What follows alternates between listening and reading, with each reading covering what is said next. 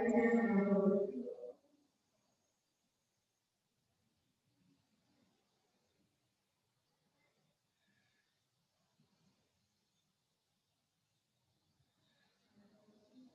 जी, good morning class. Good morning 10th class. इस class अपनी video on कर लीजिए। अमन सिंह, आर्यन, बबली, दीक्षांत, अपनी वीडियो ऑन कर लीजिए बच्चे।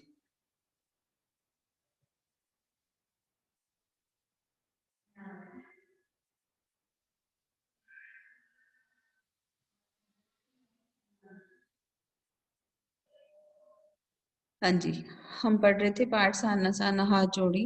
हमने ये 3 क्वेश्चन इसके कर लिए थे। अब हमने करना, ये 4th भी हो गया था हमारा। इसकी एक रिवीजन कर लेते हैं पहले, फिर आगे चलते हैं। इनकी एक बार इनको रीड कर लेते हैं, ठीक है। चलिए एक बार इनकी रीडिंग करते हैं, फिर आगे के क्वेश्चन आंसर करते हैं, ठीक है। हाँ जी,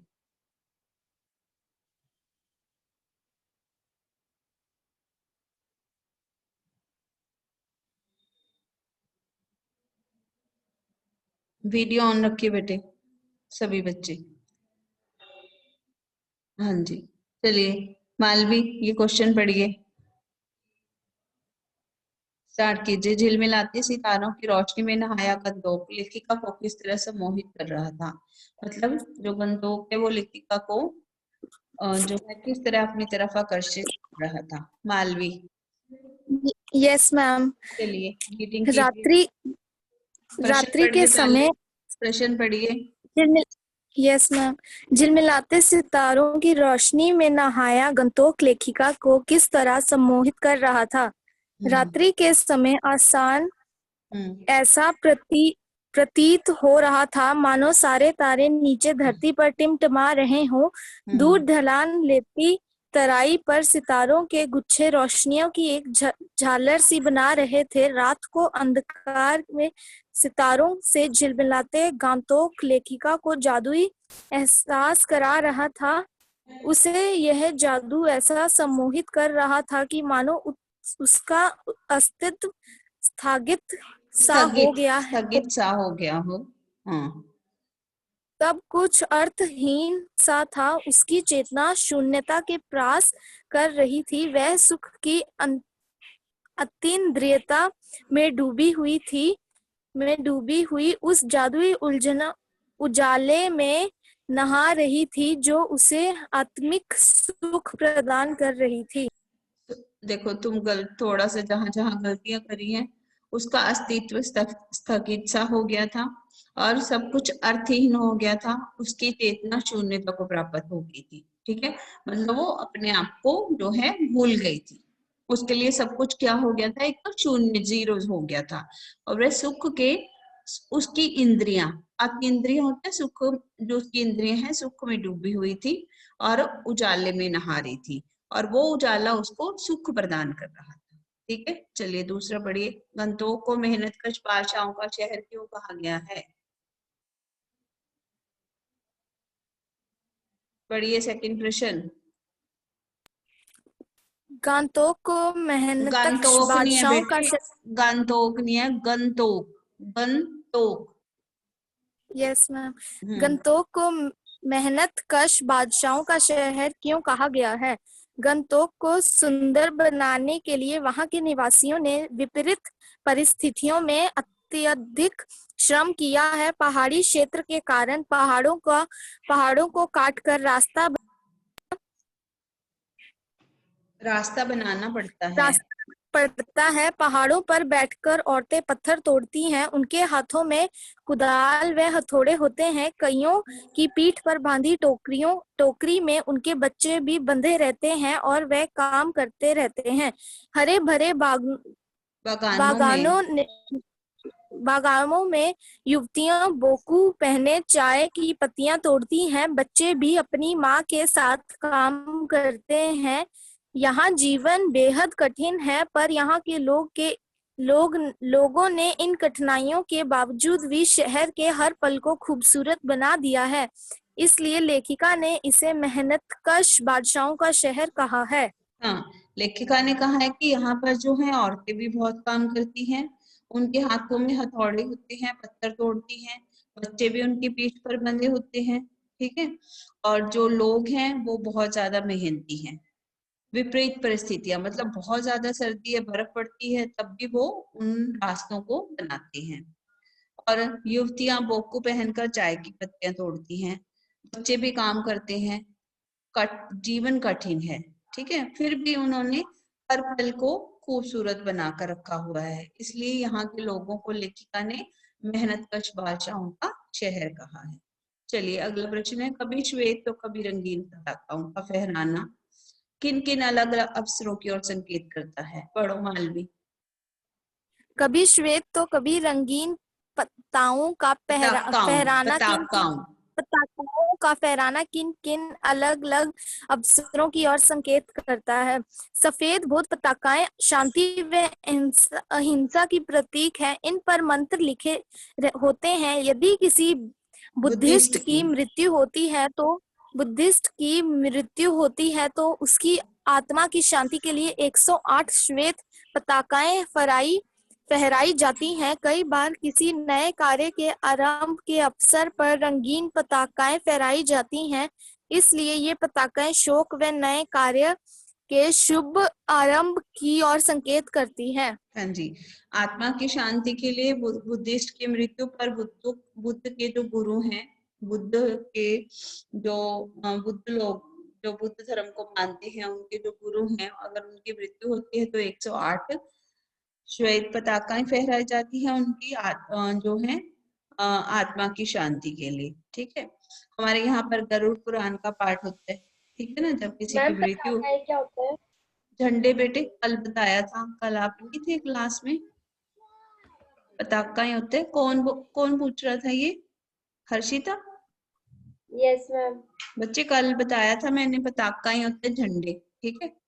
जैसे झंडे, कलरफुल झंडे लगा दिए जाते हैं, तो किसी शुभ कार्य को करना होता है तो हम लगाते हैं रंगीन, और मतलब वो लोग लगाते हैं रंगीन, और किसी बुद्धिस्ट की मृत्यु होती है तो वो 108 श्वेत पताकाएं होती है, और इन पताकाओं को उतारा नहीं जाता, ये अपने आप नष्ट हो जाती है, ठीक है ना, अपने आप फट जाती हैं या नष्ट हो जाती हैं, लेकिन इनको वो नहीं किया जाता, उतारा नहीं जाता, ठीक है। हाँ जी, अगला क्वेश्चन पढ़िए। जितेन नार्गे ने लेखिका को क्या क्या बताया था वहां की भौगोलिक स्थिति के बारे में? जितेन नार्गे ने लेखिका को सिक्किम की प्रकृति, वहां की भौगोलिक स्थिति एवं जनजीवन के बारे में क्या महत्वपूर्ण जानकारियां दी, लिखिए। नार्गे के अनुसार सिक्किम के रास्तों में हिमालय की गहनतम घाटियां और फूलों से लदी वादियां मिलेंगी। घाटियों का सौंदर्य देखते ही बनता है। नार्गे ने बताया कि वहां की खूबसूरती की तुलना स्विट्जरलैंड की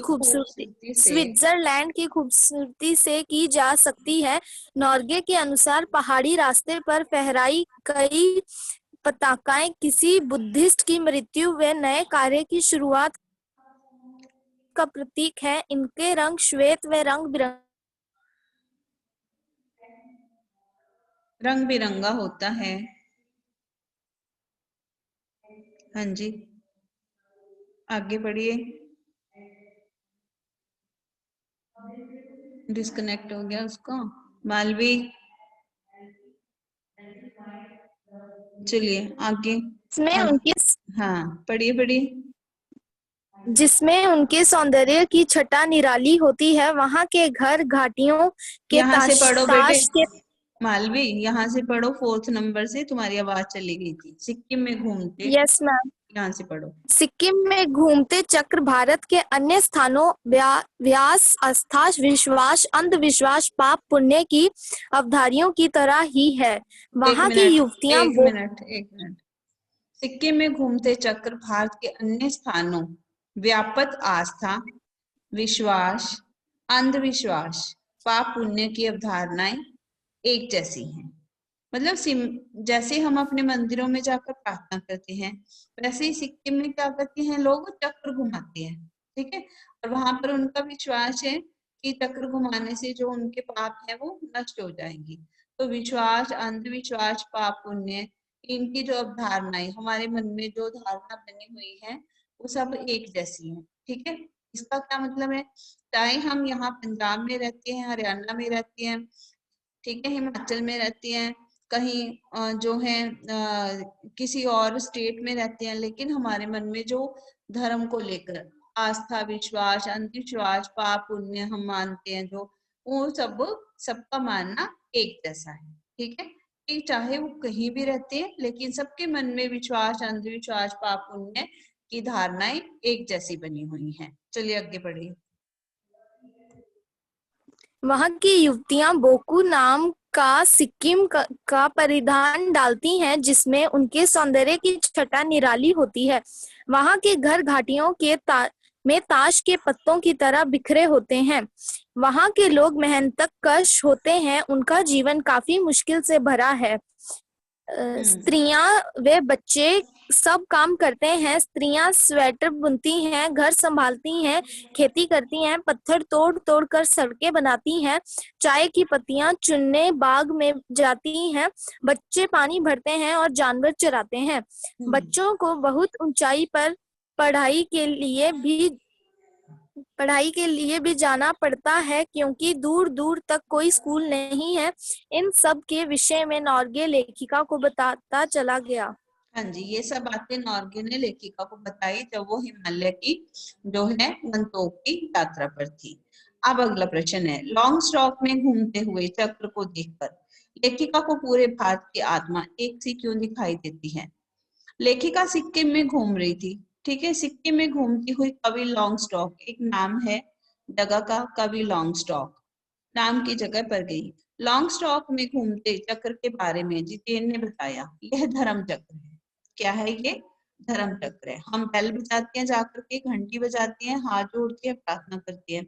सिक्किम में क्या होता है, लोग एक जगह गई, वो कवि लॉन्ग स्टॉक नाम की जगह, वहां पर एक चक्र के बारे में, घूमते हुए चक्र के बारे में जितेन ने बताया, ये धर्म चक्र है, इसको घुमाने से सारे पाप धुल जाती है। ठीक है, वो चक्र लगा होता है, एक ऐसे गोल होता है और उसको घुमाते जाती है और उसके वो मानती है इसको घुमाने से पाप धुल जाते हैं हमारे। मैदानिक क्षेत्र में गंगा के विषय में ऐसी ही अवधारणा है। अब हम गंगा जी में स्नान करते हैं तो हम सोचते हैं कि हमारे पाप धुल जाएंगे। ऐसे ही वो लोग मानते हैं कि धर्म चक्र को घुमाने से सारे पाप धुल जाते हैं। लेखिका को लगा, चाहे मैदान हो या पहाड़, तमाम वैज्ञानिक प्रगतियों के बावजूद, चाहे हमने कितनी भी वैज्ञानिक प्रगति कर ली है, चाहे मैदान के लोग हैं या पहाड़ के लोग हैं, सब जगह देश की आत्मा एक जैसी है। मतलब सब जगह लोग हैं जो आस्था में विश्वास रखते हैं, धर्म में विश्वास रखते हैं, अंधविश्वास मानते हैं, पाप पुण्य मानते हैं। यहाँ के लोगों की आस्थाएं, विश्वास, पाप पुण्य की धारणाएं, कल्पनाएं सब एक जैसी हैं। यह विश्वास पूरे भारत को एक ही सूत्र में बांध देता है। तो सारा भारत क्या है, एक ही सूत्र में बंधा है, क्योंकि धर्म के प्रति सबकी आस्थाएं एक जैसी हैं। जैसे सिक्किम के लोग चक्र घुमाते हैं, पाप पुण्य को मानते हैं, उसी तरह मैदानी क्षेत्र के लोग क्या है, गंगा में स्नान करना भी मानते हैं कि हमारे पाप धुल जाएंगे। मतलब सबके मन में परमात्मा के प्रति जो है एक डर बना हुआ है कि हम पाप करेंगे तो हमें उसकी सजा जरूर मिलेगी। अगला है, जितेन नार्गे की गाइड की भूमिका के बारे में विचार करते हुए लिखे, एक कुशल गाइड में क्या गुण होने चाहिए? अब जो गाइड है, जहां हम जा रहे हैं उसके बाद वहां पर हमने कोई गाइड किया कि हमें जो है रास्ता बताए, वहां की जानकारी दी और वहां की जो कल्चर है उसके बारे में बताए, वहां के मौसम के बारे में बताए, वहां के रहन सहन, खान पीन के बारे में बताए, तो उसमें क्या गुण होने चाहिए? जितेन नार्गे में और क्या गुण थे और एक कुशल गाइड में क्या गुण होने चाहिए? नार्गे क्या है, एक कुशल गाइड है, वह अपने पेशे के प्रति पूरा समर्पित है, मतलब उसको अपने काम की पूरी नॉलेज है, उसे सिक्किम के हर कोने के विषय में जानकारी है, इसलिए वह एक अच्छा गाइड भी है। ठीक है, कुशल गाइड में निम्नलिखित गुणों का होना चाहिए। क्या होना चाहिए? हाँ जी, पढ़ो मालवी, पॉइंट पढ़ो इसके, फर्स्ट सेकंड पढ़ो, फिर एक एक समझाती हूँ मैं।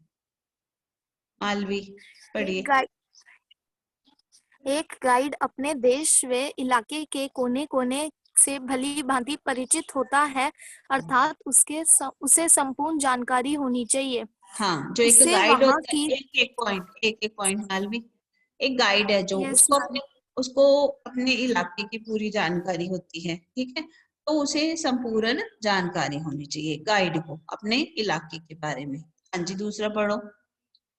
उसे वहाँ की भौगोलिक स्थिति, जलवायु व इतिहास की संपूर्ण जानकारी होनी चाहिए। हाँ, वहाँ का मौसम कैसा है, वहां पर कब जो है ठंड पड़ती है, कब गर्मी होती है, कब बारिश पड़ती है, कब बर्फ पड़ती है, और उसका जलवायु कैसा रहता है, ठीक है, और इतिहास क्या है उसका, उसके बारे में उसकी जानकारी होनी चाहिए कि ये शहर जो है कब बना, यहाँ पर कौन से राजा राज्य करते थे, और यहाँ पर कैसे कैसे ये मंदिर स्थापित हुए, कैसे ये स्कूल स्थापित हुए, कैसे लाइब्रेरी स्थापित हुई, तो उसकी जानकारी उसको, इतिहास उसका पता होना चाहिए उसको, वहाँ की भौगोलिक स्थिति, जलवायु और इतिहास की जानकारी होनी चाहिए। तीसरा पढ़ो।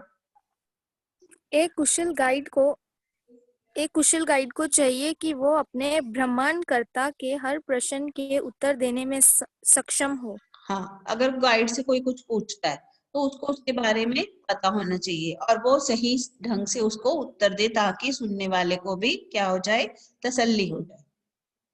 नेक्स्ट। एक कुशल गाइड को अपने प्रति विश्वसनीयता अपने भ्रमणकर्ता को दिलानी आवश्यक है, तभी वह एक आत्मीय रिश्ता कायम कर अपने कार्य को कर सकता है। हाँ, गाइड के ऊपर भरोसा जो है करने लायक ऐसा होना चाहिए कि जो गाइड है उसके हम पर हम भरोसा कर सकें। अगर हमने अपना सामान भी कहीं रखना है, कुछ लेकर आना है, कुछ मंगाना है जिसका हमें नहीं पता, तो उसके वो एक ईमानदारी उसके अंदर होनी चाहिए, ठीक है ना, जो लोगों को घुमा रहा है कहीं गलत जगह तो नहीं ले जाएगा, तो ऐसा विश्वास भी उसके अंदर होना चाहिए और गाइड में और घूमने वालों में आपस में रिश्ता कायम हो सके। नेक्स्ट पढ़िए। गाइड को कुशल व बुद्धिमान होना आवश्यक है, ताकि समय पड़ने पर वह विषम परिस्थितियों का सामना अपनी कुशलता व बुद्धिमानी से कर सके, वह अपने भ्रमणकर्ता की सुरक्षा कर सके। घूमने वाले की सुरक्षा भी उसकी जिम्मेवारी है कि अगर कोई प्रॉब्लम आ जाए तो उनको कैसे बचाएगा, ठीक है, तो इसकी जानकारी भी होनी जरूरी है। हाँ जी, आगे। एक कुशल गाइड की वाणी प्रभावशाली होनी आवश्यक है, इसकी पूरी यात्रा प्रभावशाली बनती है और भ्रमणकर्ता की यात्रा में रुचि भी बनी रहती है। और जो कुशल गाइड है वो प्रभावशाली होना चाहिए, ठीक है, उसकी जो पर्सनैलिटी है वो प्रभावशाली हो, ताकि अगर वो बेचारा बूढ़ा बेजान होगा तो वो क्या घुमाएगा और क्या बताएगा, ठीक है ना, तो उसकी पर्सनैलिटी भी अच्छी होनी चाहिए कि लगना चाहिए कि वो एक गाइड है, ठीक है। चलिए आगे। वह यात्रियों को रास्ते में आने वाली दर्शनीय स्थानों की जानकारी देता रहे। एक मिनट। हाँ, रास्ते में आए छोड़ो छोड़ो। वहां के जनजीवन की दिनचर्या से अवगत कराए। रास्ते हम्म में आए प्रत्येक दृश्य से पर्यटकों का अवगत कराए। वे यात्रियों को रास्ते में आने वाली दर्शनीय स्थलों की जानकारी देता रहे, वहां के जनजीवन और दिनचर्या बताता रहे, ठीक है ना। जनजीवन की दिनचर्या का क्या मतलब है, जब हम कहीं घूमने जाते हैं तो वहां पर हम होटलों में, रेस्टोरेंटों में रह करके सोचते हैं कि हम वहां पर घूम कर आ गए, लेकिन असलियत क्या होती है, असलियत ये होती है कि जब तक हम वहां के घरों में, गांव में उनकी मिट्टी को महसूस नहीं करते, तब तक हम वहां की जानकारी नहीं ले सकते। सिर्फ वो जो है गार्डन्स घूम करके और रास्ते घूम करके हम अपनी यात्रा को सफल नहीं मान सकते। वहां जाकर रहना, वहां लोगों की जनजीवन मतलब उनकी शुरुआत दिन की कैसे होती है और वो पूरा दिन कैसे बिताते हैं, तो ये चीजें जब आती हैं सामने, ठीक है ना, तो हमें पता चलता है कि वहां की लोगों का असली जो जीवन है कैसा है, ठीक है ना। वहां के लोगों के अगर हम किसी घर में जाते हैं, होटलों में रह करके हमने खाना खाया, घूमे इधर उधर मेन पॉइंट पे, लेकिन तो असली जानकारी है, असली जो जगह है वो तो वही हो सकती है ना जहाँ पे हमें उनका जो घरेलू कल्चर है उसके बारे में पता चले, ठीक है ना। तो हम पूरा उसको घूमना मानते हैं, ये नहीं कि बाहर घूम लिए और जाए आए। तो ये चीज है, असली चीज होती है वहां का जो घरेलू जीवन कैसा है, ठीक है। और फिर रास्ते में जितने भी आते हैं दृश्य, उनके बारे में भी वो हमें जानकारी देता रहे, ऐसा गाइड होना चाहिए। तो गाइड में कौन कौन से गुण होने चाहिए, मैंने आपको बताया कि गाइड को पूरी जानकारी होनी चाहिए, ठीक है, कोने कोने से भली भांति परिचित हो, और उसके उसको जलवायु की भौगोलिक स्थिति के इतिहास की पूरी जानकारी हो, और वे भ्रमणकर्ता के हर प्रश्न का उत्तर दे सके और अपनी विश्वसनीयता को बनाए रखे, समय पड़ने पर वह उनकी सुरक्षा कर सके, और उसका व्यक्तित्व प्रभावशाली होना चाहिए। आने वाले जो ये दर्शनीय स्थल है रास्ते के, उनके जो है उनके बारे में वो उसके पास जानकारी होनी चाहिए, और वहां के जनजीवन से भी हमें वो अवगत कराए, ठीक है। तो ये तो हो गया प्रश्न इसका 6।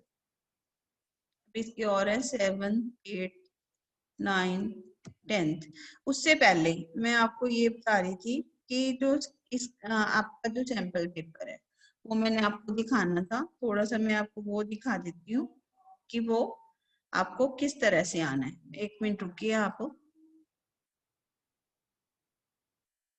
कल मैं आपको वो इसके बाद वो डिस्कस करेंगे,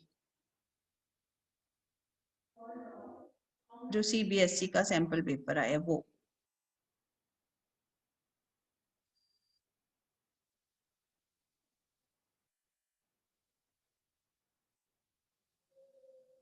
हाँ जी, ये है आपका सैंपल पेपर। तो इसमें आपको ये पैरा आएगा पहले, ठीक है। इसमें है कि गद्यांश, नीचे 2 गद्यांश दिए गए हैं, किसी एक गद्यांश को ध्यान पूर्वक पढ़िए, उस पर आधारित प्रश्नों के उत्तर। आपको ये स्क्रीन शो हो रही है? हाँ जी, आप देखिए। Yes ma'am. ये वाली पेपर वाली। Yes ma'am. अब होगी शो? Yes ma'am. दिख गई सबको? हाँ जी, यस मैम। ओके। ये देखिए, नीचे 2 गद्यांश दिए गए हैं, गद्यांश को किसी एक गद्यांश को ध्यान पूर्वक पढ़िए, उस पर आधारित प्रश्नों के उत्तर दीजिए, ठीक है। ये गद्यांश दिए हमें, फिर उसके प्रश्न उत्तर दिए हमें, ठीक है। प्रश्न दिए उसके बाद फिर ये प्रश्न आपको जो दिए हैं उत्तर ऑप्शन के साथ दिए उत्तर में, ठीक है। उत्तर में सारे प्रश्नों में क्या दिया है, ऑप्शन दिए। फिर दूसरा पैरा शुरू होता है। दूसरे पैरे में ये देखो, यहाँ से जो है ये दूसरा पैरा शुरू हो गया। इसमें भी इन्होंने ऑप्शंस दिए हैं, देखो ये 1, 2, फिर 3, फिर ये 4, ये ऐसे ऑप्शंस दिए हैं। ऑप्शन में आपको एक ऑप्शन जो है टिक करनी है, समझ आ गई? 2 पैराग्राफ हो गए। फिर उसके बाद दिए आपको अपठित पद्यांश, आपने इसके बाद अपठित पद्यांश करना होगा 1। इसमें भी इन्होंने चॉइस दी है, किसी एक पद्यांश को ध्यान पूर्वक पढ़िए और उस पर आधारित प्रश्नों के उत्तर दीजिए, ठीक है। ये हो गया एक पार्ट, ठीक है। फिर है उसके बाद दूसरा पद्यांश यहाँ से शुरू हो गया। इसमें भी ऑप्शन दिए आपको कि ऑप्शन में, लेकिन ये डिफिकल्ट है आपके लिए, ये आसान नहीं है। इसको पढ़ना, इसकी प्रैक्टिस करनी बहुत जरूरी है। अपठित गद्यांश जो आए हैं, तो उसके बाद व्याकरण शुरू होता है। व्याकरण में भी ऑप्शन है, तो ऑप्शन वही बच्चा कर पाएगा जिस बच्चे ने ध्यान से पढ़ा है, चाहे वो वाक्य भेद है। ये वाक्य भेद का क्वेश्चन है, 4 क्वेश्चन इसके, ठीक है। तो ये लेटेस्ट वाला है। फिर उसके बाद ये दिए हैं वाक्य के प्रश्न, ये 5 क्वेश्चन दिए, इसमें से 4 करने हैं। उसके बाद है पद परिचय का क्वेश्चन, ये वाला। इसमें भी ऑप्शन में से आंसर देना, ये डिफिकल्ट होएगा, सही ढूंढना, फिर रस का क्वेश्चन दिए। ठीक है, तो ये आपको जो है ग्रामर 2 पोर्शन मैंने दिखाए हैं, अब हम इनको डिस्कस करेंगे। ठीक है, इस ये चैप्टर होने के बाद हम ये क्वेश्चन पेपर करेंगे। समझ आई?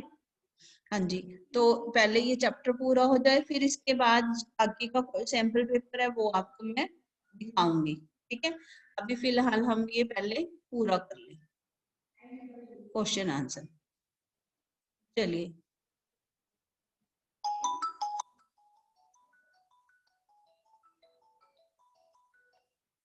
नेक्स्ट है क्वेश्चन आंसर जो हम कर रहे हैं, वो तो हो गया। एक क्वेश्चन और करते हैं इसका।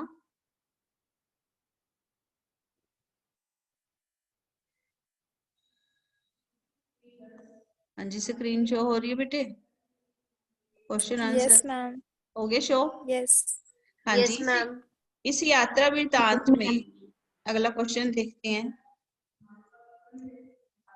इस यात्रा वृतांत में लेखिका ने हिमालय के जिन जिन रूपों का चित्र खींचा है उन्हें अपने शब्दों में लिखिए। अब इसमें लेखिका ने हिमालय के बारे में क्या कहा है। इस यात्रा वृतांत में लेखिका ने हिमालय के पल पल को परिवर्तित होते देखा। परिवर्तित मतलब बदलते हुए देखा है। जो जो वे ऊंचाई पर जाती हैं तो हिमालय विशाल से विशालतर हो जाता है। ऊंचाई पर जाने पर हिमालय विशाल है, बड़ा है, फिर और बड़ा हो जाता है। हिमालय कहीं चटक हरे रंग का मोटा कालीन ओढ़े हुए हैं, ठीक है, और कहीं हल्का पीलापन है। उसके अंदर क्या है? कहीं हल्का पीलापन है। फिर वो कहती है चारों तरफ हिमालय की गहनतम वादियां हैं और फूलों की घाटियां हैं। हिमालय पहले विशाल है, फिर विशालतर हो गया, फिर हिमालय में गहनतम वादियां हैं बहुत गहरी, फिर फूलों से लदी घाटियां भी हैं। कहीं पर्वत प्लास्टर उखड़ी दीवार की तरह पथरीला दिखाई देता है, कहीं पर्वत ऐसे दिखाई देते हैं जैसे प्लास्टर उखड़ा हुआ हो। देखते ही देखते सब कुछ समाप्त हो गया, मानो किसी ने जादू की छड़ी घुमा दी हो। कभी बादलों में मोटी चादर, सब कुछ बादल में हो गया, तो कभी कुछ और।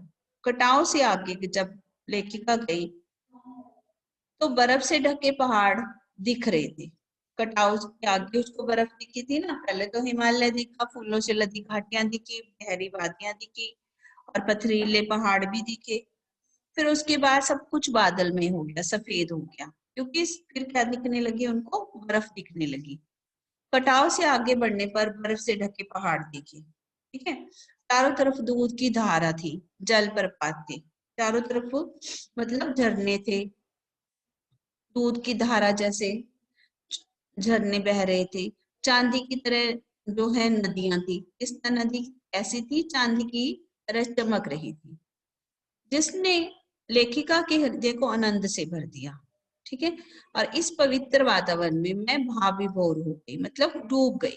इस पवित्र वातावरण में वह डूब गई, जिसने उनके हृदय को काव्यमय बना दिया। उसके मन में संगीत उठने लगा, ठीक है। तो अभी इतने क्वेश्चन करते हैं 7 तक, बाकी कल करेंगे। और साथ में मैं थोड़ा थोड़ा आपको इसके बाद सैंपल पेपर स्टार्ट कराऊंगी, ठीक है जी। हाँ जी, क्लास समझ आएगी? प्रश्न उत्तर बोलिए बच्चे, वीडियो ऑन कीजिए और बताइए आपको क्वेश्चन समझ आए हैं। Yes ma'am. सभी बच्चे अपनी वीडियो ऑन कीजिए एक बार और बताइए। हाँ जी, वीडियो ऑन करके रखा करो बेटे। फिर क्लास में जो है रूल्स तो यही है आपकी आपकी वीडियो ऑन होनी चाहिए, ठीक है। तो आपको समझ आए हैं सारे प्रश्न उत्तर? बोलिए बच्चे, प्रश्न उत्तर समझ आए हैं? Yes ma'am. हाँ जी, Yes, सब।